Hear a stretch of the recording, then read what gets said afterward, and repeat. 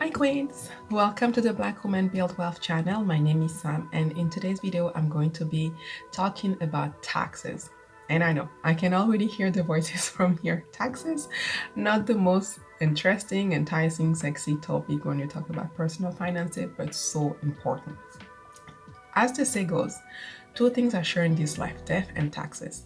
And as much as I agree, I think also that we can find ways to mitigate those two events from happening, right? So even if we can't fully control essentially when we're going to be dying, at least we can make sure not to put ourselves in jeopardy, like, in any situation that might cause us to die as much as possible. And when it comes to taxes, just like, being more aware of what's available for us in the country where we're living in order for us to reduce our taxes. Most wealthy people, I actually say all wealthy people, usually make money and then pay themselves first. They spend the money and then they pay taxes. They do that legally. They just know exactly what is available for them when it comes to their taxes, and they take full advantage of that. Most people don't do it that way. Most people will make money and then pay taxes, will spend the money, and then whatever is left over is what they will invest. And that's not the way that you're going to be building wealth. And that's one thing that definitely we're going to be changing on this channel for Black women. When it comes to building wealth, we are going to be aware of how we can actually save on taxes. So I'm going to be sharing some amazing way that I've used myself living here in Canada to reduce my taxes. And before I get into it, if you haven't done that already, hit the like button on this video because I'm going to be sharing amazing nuggets.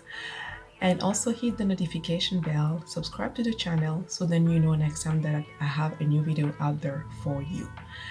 So let's get started. The first way that you can actually reduce your taxes that I've used, like I say, all of those ways I've used them. So the first way that I've used is when it comes to education and tuition fees. So most people will go to high school, college, university to get a degree, and we have to pay money for that.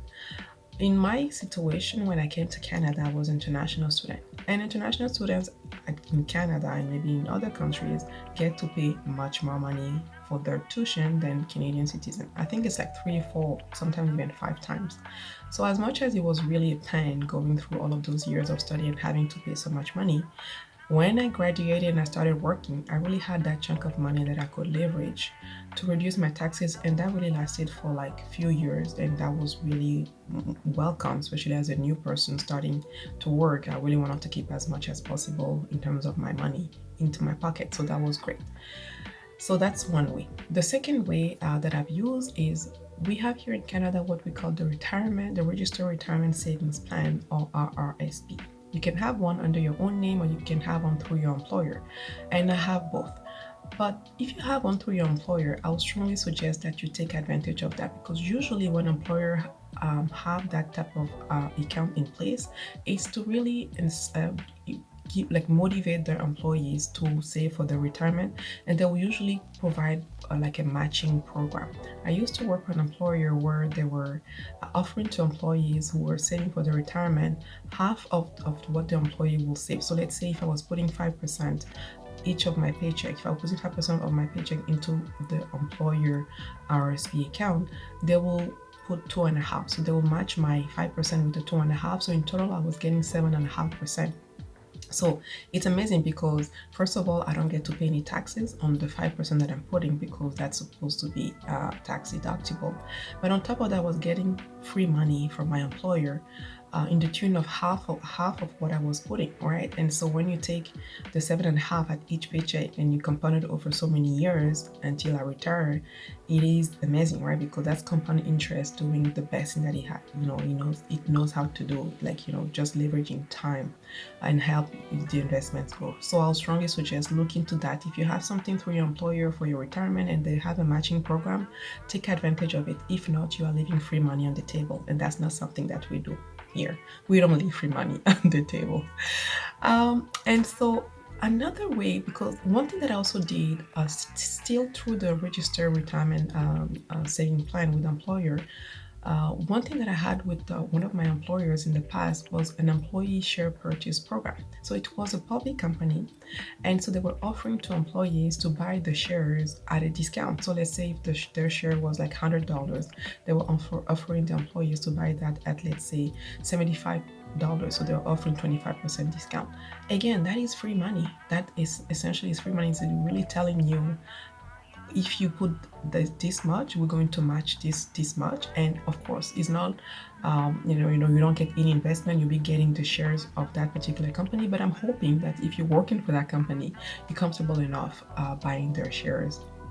Of course, that will not be the only investment that you have, because you need also to diversify your investment. But it is free money that is offered to you. And if you have something like that, again, take advantage of it. Take full advantage of what is offered to you through your employer when it comes to your retirement and you building wealth. That's really important.